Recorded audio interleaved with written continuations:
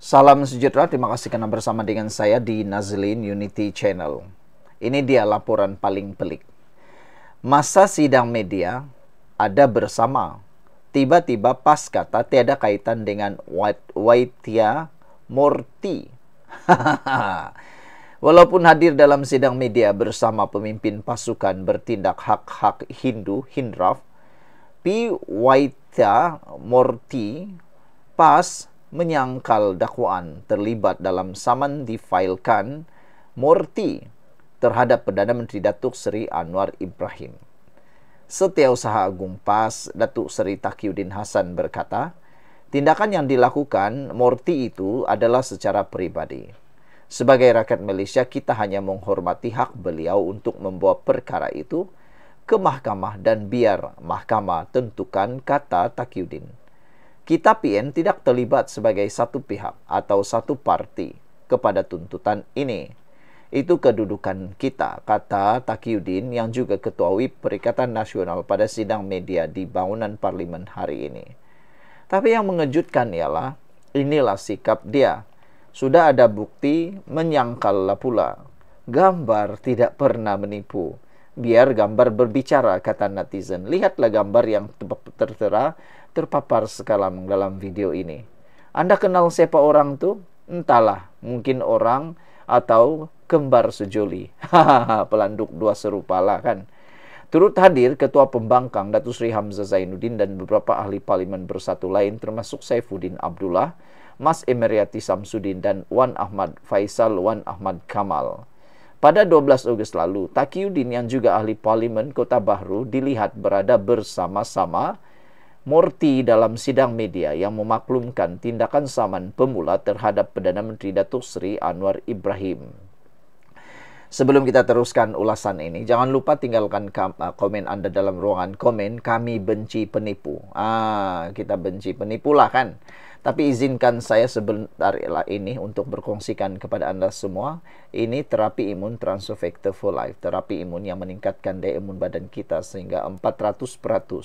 Secara umum dan ringkasnya, apabila imun badan kita jadi lemah, apabila imun badan kita jadi bodoh, apabila imun badan kita tidak lagi bertindak hebat, kita kena penyakit, kita mudah kena penyakit dan penyakit bersarang di atas tubuh badan, di dalam tubuh badan kita. Apabila imun badan kita jadi lemah dan bodoh pula, ia tidak dapat mengenal mana satu lawan, mana satu kawan, lalu menyerang diri kita sendiri. Tapi dengan adanya terapi imun ini, meningkatkan imun badan kita dan mendidik imun badan kita menjadi bijaksana untuk mengetahui mana satu kawan, mana satu lawan dalam tubuh badan kita, kita boleh sembuh daripada semua jenis penyakit kerana imun badan kita lah yang menghapuskan akar penyakit yang bertumbuh di dalam tubuh badan kita selama ini. Dapatkan produk yang hebat ini melalui nombor telefon saya yang tertera. Dan ingat, produk ini lulus KKM, diperakui oleh dokter-dokter di seluruh dunia dan juga halal. Kalau Anda sudah berdoa bertahun-tahun untuk penyembuhan Anda, mungkin inilah jawaban yang Tuhan sediakan hantar untuk Anda semua. Saudara-saudara sekalian, di hujung sidang media berkenan, Taqiyuddin juga turut menjawab soalan berkaitan undi tidak percaya terhadap Perdana Menteri. Pemimpin PAS itu kemudiannya berdiri sebaris dengan Murthy dan beberapa individu lain memegang dokumen berkaitan saman tersebut. Kehadiran Taqiyuddin yang juga Ketua WIP Perikatan Nasional dalam sidang media itu mengundang kecaman banyak pihak.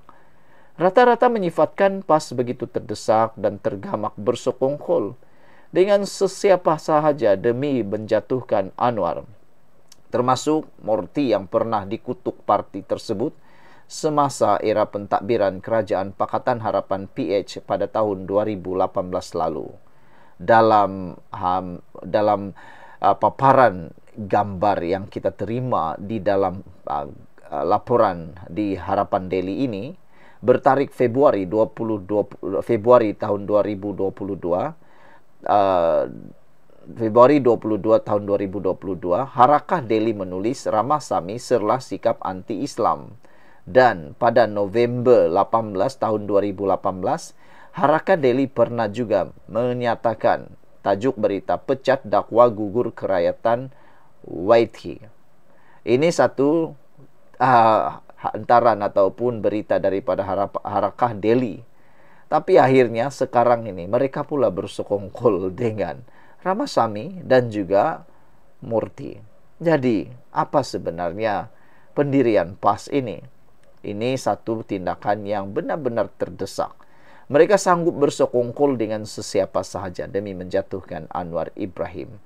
Sekian untuk kali ini. Jangan lupa tinggalkan komen Anda. Bye-bye. Najib belum menang lagi. Kemarin keputusan di Mahkamah Tinggi menyatakan kekalahan kepada ataupun rayuan peguam negara, Jabatan Peguam Negara ditolak oleh mahkamah. Ramai orang sudah menganggap kononnya Najib menang. Tapi sebenarnya Najib belum menang lagi.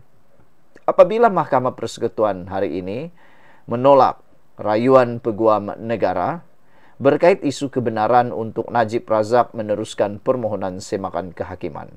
Ada yang bertanya, adakah ini bermakna bekas Perdana Menteri itu sudah menang dan hari ini boleh mula ditahan di rumah? Jawapan dia ringkas, Najib belum menang lagi. Dan saya tambah, hari ini dia kena balik lagi ke penjara Kajang.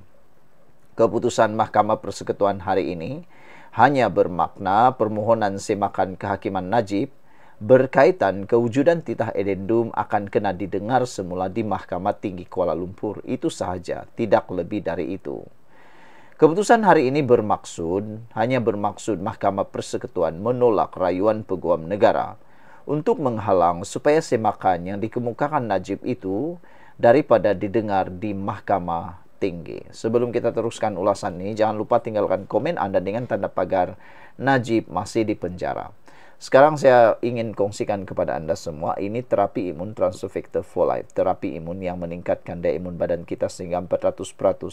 Secara umum dan ringkasnya, apabila imun badan kita lemah, apabila imun badan kita jadi bodoh, apabila imun badan kita tidak bertindak kuat lagi, kita kena penyakit. Kita susah sembuh daripada penyakit dan paling teruk sekali, kita tidak akan sembuh daripada penyakit sekecil-kecil manapun dan kita selalu sakit.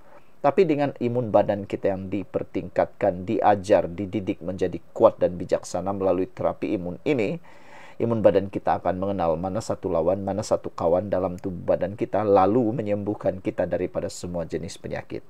Cepat dapatkan produk ini melalui nombor telepon saya yang tertera, dan mungkin ini ialah jawaban kepada doa Anda selama ini untuk sembuh. Produk ini lulus KKM, diperakui halal, dan juga diperakui dokter-dokter di seluruh dunia. Dapatkannya sekarang melalui nomor telepon yang tertera. Sekarang, saudara-saudara, seperti biasa, para penyokong tegar Najib dan mereka yang sewaktu dengan mereka, yang malangnya tidak begitu faham prosedur sebenar semakan kehakiman, bersorak gembira. Ini kerana mereka tersalah faham dan menyangka Najib yang telah pun disabitkan bersalah sebulat suara oleh 9 orang hakim dalam kes jenayah keuangan terbesar di Malaysia. Jenayah kleptokrat, bahasa mudah jenayah songlap wang rakyat, melibatkan SRC Internasional, anak syarikat Wan MDB pada masa Ria, telah menang dan boleh mula menjalani hukuman penjara di rumah. Sorry guys, not too soon. Saya banyak mengendalikan kes semakan kehakiman dahulu dan saya tidak pelik dengan keputusan Mahkamah Rayuan dan Mahkamah Persekutuan kerana apa yang berlaku sekarang ialah banyak lagi benda yang akan menyusul. Dalam permohonan semakan kehakiman ada 2 peringkat level yang Najib kena tempuh. Peringkat pertama, dia perlu dapatkan kebenaran leave dari mahkamah untuk membolehkan mahkamah dengar permohonan dia untuk dengar merit semakan kehakiman itu. Dalam kes Najib, asalnya kalah di Mahkamah Tinggi, dia tidak dapat kebenaran. Selepas itu, dia merayu ke Mahkamah Rayuan dan dia menang. Keputusan majoriti memihak kepada Najib. Maknanya, Mahkamah Rayuan putuskan sepatutnya Mahkamah Tinggi harus kena bagi kebenaran kerana ada kes. Selepas itu, Kamar Peguam Negara AGC memfailkan rayuan ke Mahkamah Persekutuan bagi mengenepikan keputusan Mahkamah Rayuan tersebut. Dan hari ini Mahkamah Persekutuan tidak benarkan rayuan AGC dan minta kes didengar semula di Mahkamah Tinggi. Selepas di Mahkamah Tinggi akan mendengar semula sama ada permohonan semakan kehakiman Najib itu benar-benar bermerit atau tidak bermerit, itu prosedurnya. Sama ada Najib menang atau kalah di Mahkamah Tinggi di pusingan kedua nanti, kemungkinan besar akan ada proses rayuan sekali lagi, baik di Mahkamah Rayuan maupun Mahkamah Persekutuan. Jadi Najib kena tunggu lagi, tidak tahu hingga bila. Sementara itu, kita semua tahu Najib masih ada baki beberapa kes lagi yang melibatkan kes jenayah dan juga kes sivil yang ada kaitan dengan 1MDB. Setakat ini, semua pihak yang terbabit dengan jenayah 1MDB di beberapa negara luar semuanya telah disabitkan bersalah. Dan setakat ini, kita juga tidak dengar lagi mereka ada meminta supaya dia menjalani hukuman penjara kat rumah. Apapun, kes Najib sentiasa menarik untuk diulas. Ditulis oleh Muhammad Hanifah Maidin, bekas Timbalan Menteri Undang-Undang. Sekian dulu untuk kali ini. Jangan lupa tinggalkan komen Anda, tekan butang subscribe. Bye-bye.